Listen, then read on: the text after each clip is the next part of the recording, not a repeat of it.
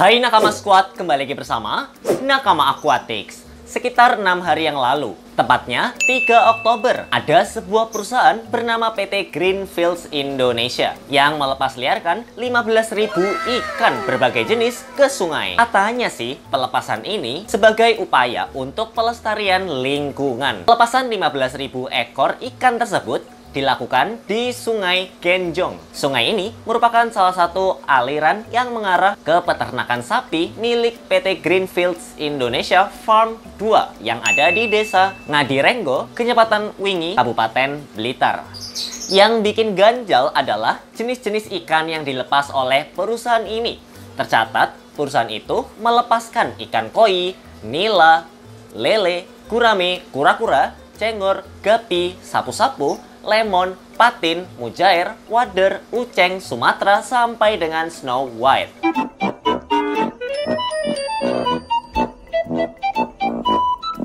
Lah, tunggu sebentar. Ikan nila, ikan sapu-sapu, ikan Snow White, padahal mereka bukanlah ikan endemik Sungai Genjong, atau minimal mereka bukan endemik di Pulau Jawa. Sebelumnya juga ada seorang Kepala Staf Angkatan Laut Laksamana TNI Yudo Margono yang menyebarkan 15.000 bibit ikan di Sungai Citanduy. Masalahnya adalah 10.000 diantaranya yang dilepas adalah ikan nila dan 5.000 sisanya adalah ikan lele. Kondisi tersebut bagaikan kita sudah mendiami tempat tinggal kita. Kemudian ada orang-orang pendatang berbondong-bondong ada di tempat tinggal kita. Tidak hanya menempati tapi juga merebut jatah makan kita hingga membuat sesak tempat tinggal kita. Ini tentu memprihatinkan. Niatnya memang baik, namun caranya kurang tepat. Bahkan bisa dibilang berujung fatal. Seperti yang kita ketahui, kalau kita melepas ikan-ikan invasif di Indonesia, tentu ikan-ikan endemik bakal habis dimakan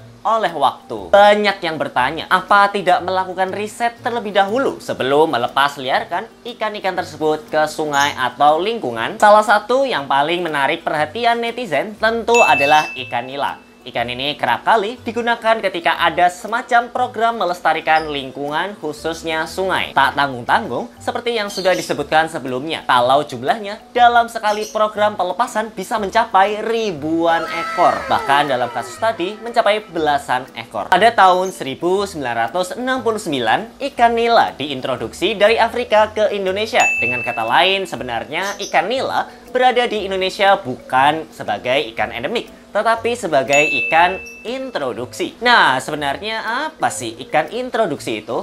Ikan introduksi adalah ikan yang didatangkan ke Indonesia dengan tujuan-tujuan tertentu. Tujuan tersebut bisa bermacam-macam, mulai dari budidaya konsumsi hingga memakan jentik-jentik nyamuk yang ada di lingkungan sekitar. Bahkan, kalau kamu tahu ikan cere, itu juga bukan berasal dari Indonesia loh, melainkan dari Amerika. Ya benar, ikan cere diintroduksi dari sejak zaman kolonial dulu sebagai tukang bersih-bersih jentik nyamuk. Mengingat ikan cere gemar memakan jentik-jentik nyamuk ataupun larva serangga, maka hal tersebut baik untuk mengendalikan populasi nyamuk sehingga tidak mengganggu manusia di lingkungan tersebut. Selain cere dan nila, ada lagi ikan sapu-sapu yang juga merupakan hasil ikan introduksi dari Amerika. Belum diketahui secara pasti pada awalnya kenapa bisa ikan sapu-sapu ini diintroduksi ke tanah air. Apakah untuk ikan hias, pembersih di sebuah kolam, atau apa? Yang jelas kini ikan sapu-sapu awalnya di Indonesia bukan sebagai ikan endemik asli. Kita balik lagi nih. Jadi apakah ikan introduksi itu buruk? Enggak juga. Justru banyak manfaat juga kok. Asalkan semua bisa terkontrol dengan baik. Dalam kata lain, tidak asal dilempar atau dilepas liarkan ke alam Indonesia seperti sungai, danau, ataupun perairan lainnya. Selain introduksi, ternyata ikan-ikan seperti nila hingga sapu-sapu tadi memiliki sifat invasif. Lembaga Ilmu Penelitian Indonesia mengatakan kalau introduksi ikan invasif menjadi titik awal berkurangnya ikan endemik asli perairan Indonesia. Lalu, apa definisi ikan invasif itu sendiri? Ikan invasif merupakan spesies asing yang keberadaan dan penyebarannya berpotensi menyebabkan kerugian secara lingkungan, ekonomi, ataupun kesehatan manusia.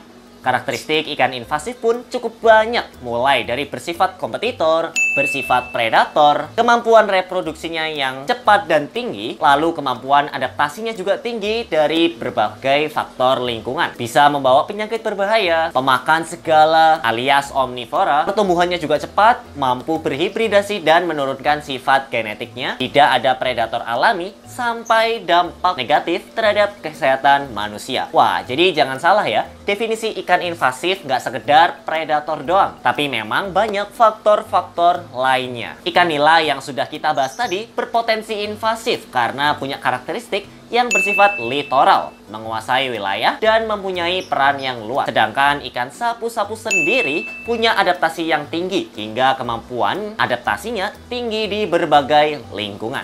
Kamu bisa lihat saja ikan sapu-sapu yang berada di got kotor ataupun ikan sapu-sapu yang menguasai sungai-sungai di Indonesia. Bahkan pada Desember 2018 lalu, ikan sapu-sapu sempat dikabarkan mati di Sungai Kresek. Tidak hanya 1 atau 2 ekor saja loh, tetapi skalanya udah ribuan ekor. Ketika sudah mati ribuan ekor di sungai begitu, bau busuk pasti sudah tercium. Belum lagi anggapan bahwa ikan sapu-sapu itu bisa dikonsumsi, padahal sapu-sapu bukanlah ikan yang layak untuk dikonsumsi. Hal ini karena ikan sapu-sapu biasanya hidup dan tinggal di perairan yang tercemar. Beberapa ahli mengatakan bahwa daging ikan sapu-sapu sangat banyak mengandung merkuri. Dari sini kita bisa simpulkan bahwa sebelum kita merilis ikan-ikan ke sungai ataupun lingkungan perairan di Indonesia, kita harus riset terlebih dahulu. Apakah ikan tersebut memang endemik Indonesia atau bukan? Jangan sampai kita asal melepas liarkan